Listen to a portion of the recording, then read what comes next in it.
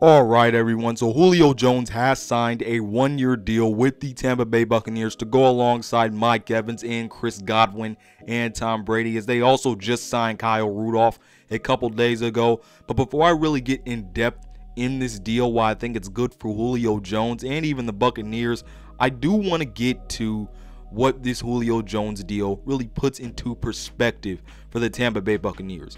Here's why I think that this Julio Jones signing is a prime reason why I think Tom Brady not retiring was so good for the Buccaneers. And if he did retire, why I think they'd be missing so much, not only because he's the GOAT and you lose the GOAT on your team, but there's another reason why. Now, I believe the Bucs should just be so grateful for Tom Brady not retiring, because not only do you have a GOAT on your team, but you're much more attractive to top free agents with Tom Brady than you are without him.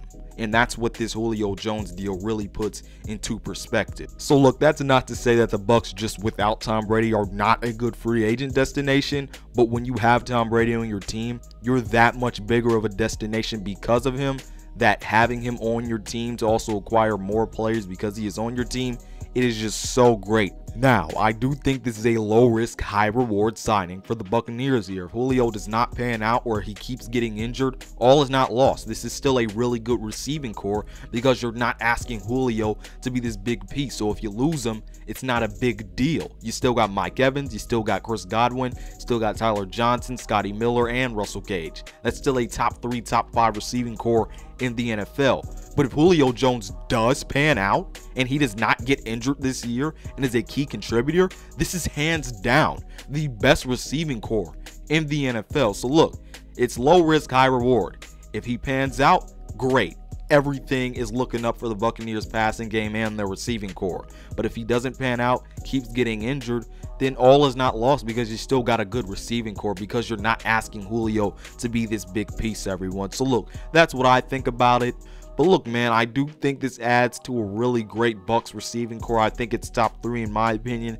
I'd put the Bengals, maybe I put the Rams, then the Buccaneers. Maybe I put the Buccaneers even before the Rams, or maybe even the Dolphins before the Rams. I have to come out with a video about that, but I do think the Buccaneers are top 3 now with Julio Jones, and I thought they were top 5, maybe even top 3 without Julio Jones. Having Russell Gage and Scotty Miller with Chris Godwin and Mike Evans, that was already good. It's really a great diverse receiving room in terms of skill set. I think now that you add Julio's talent, given the role that you're putting him in, you won't ask them to shoulder as much, and the fact that he'll be on the field at the same time as Chris Godwin and Mike Evans, that not only really ups his ceiling at this point in his career, but it just adds more talent to a Bucs receiving core that was already good. So look, I think they're either 2 or 3, wherever you want to put them. But I also want to talk about this deal for Julio Jones. I think this is a really good one-year deal for him. He's not shouldering a number 1 or number 2 receiving role.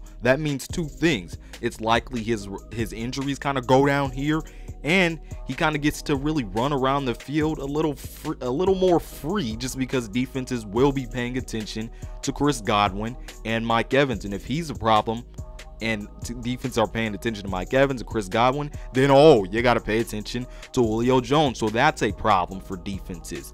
So yeah, man, at this point in Julio Jones' career, I think he's given the best chance to win right now with the Buccaneers, with their defense, with their receiving core, given that he also plays with Tom Brady now, and the fact that he can really play a bit more freely now, and the fact that he's not shouldering a number 1 or number 2 receiver role.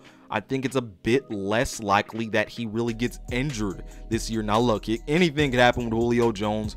We know he pulls hamstrings a lot. We know he can have a lot of lower body issues. Look, he's still getting hit, and he's 33 years old as a wide receiver. We know how medical and injury issues go with wide receivers as his age. So look, even if he's not getting as much coverage from the defense, injury issues could still pop up. But I think given that he has 2 other guys that will be shouldering these double teams, I think it gives him room to really be like, okay, maybe there's a bit less chance that I get injured this year because there's not as much on my body this year. So look, I think it's a good situation for Julio Jones, given that he won't be shouldering a big role, but he can also really be free around the field a bit more here with the Buccaneers, everyone. But tell me what you think about it down in the comment section below. I love this deal. It's high reward, low risk for the Buccaneers.